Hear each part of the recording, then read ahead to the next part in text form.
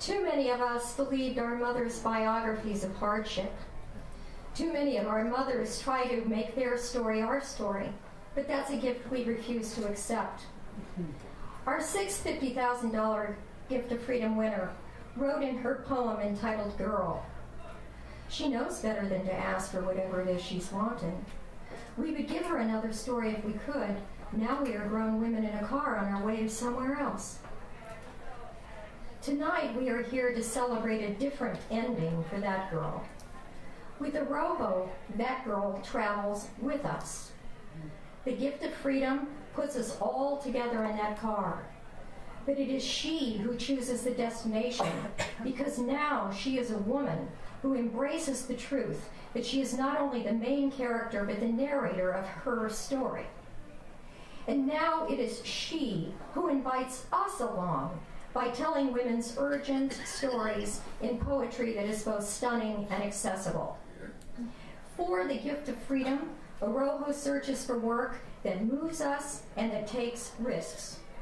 AROHO searches for writers who work and live at a level of mastery and excellence, and we found that in Diane Gilliam.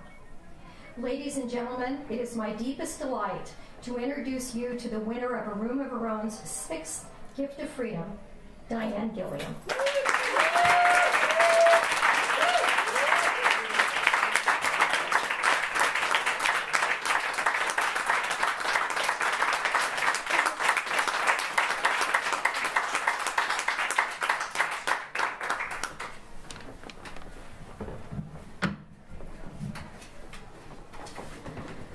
I thank all of you for being here to share in this happy moment and for being part of what makes it happen.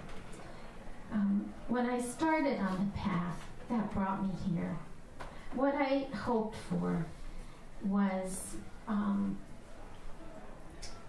the monetary part of the gift, enough peace of mind that would let me write the book that I wanted to write. But once I learned the AROHO story, once I knew what had happened between Darlene and Mary, what I really, really wanted in a deeper place was to be part of that story. And once I had spoken to Darlene on the phone, and I also spoke to Mary on the phone when they called to tell me that I was a finalist, even though there was so much at stake for me, and it seems counterintuitive, there was this great calm that came over me.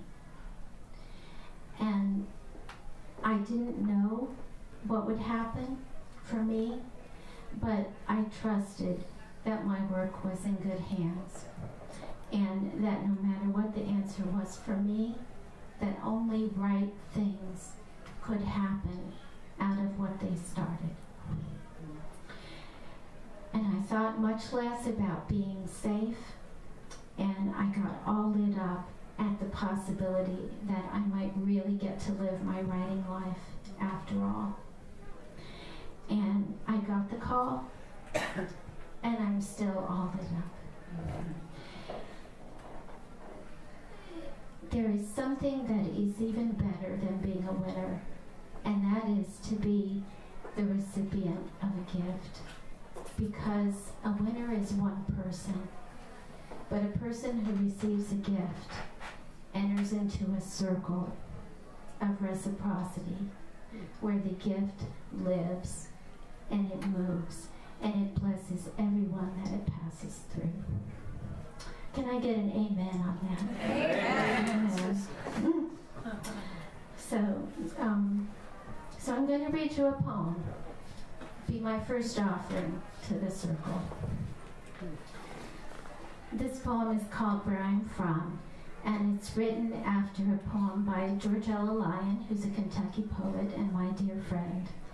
And I need only to tell you that Hopi in the first line of the poem is my mother's name. Her name is Hope, but in the family she's Hopi. So, where I'm from.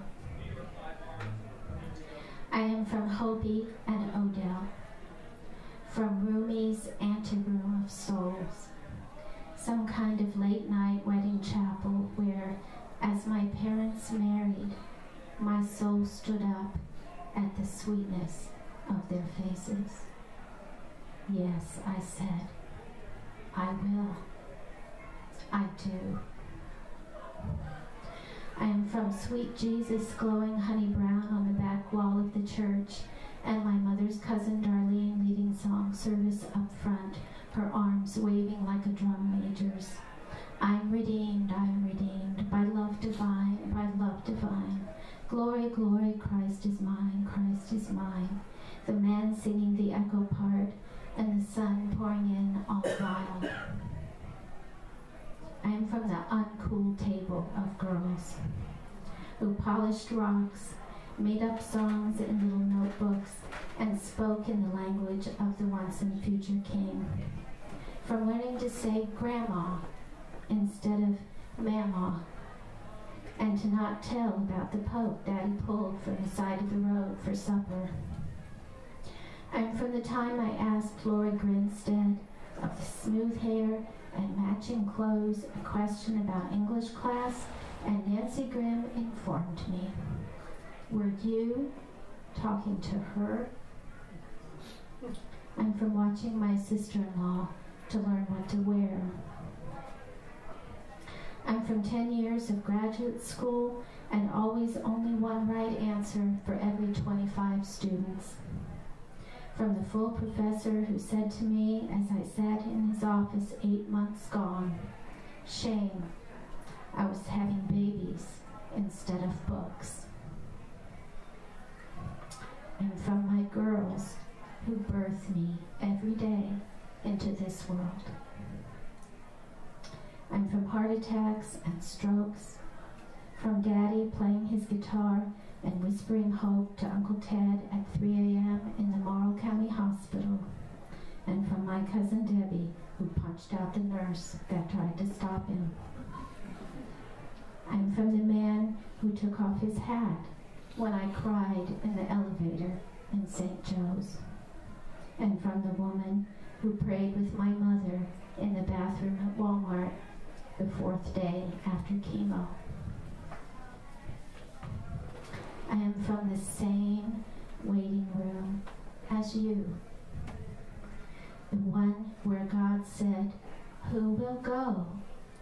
To this world I made only out of things that die, and find out for us how much sweetness that adds. And we, all of us, raised our hands. Thank you.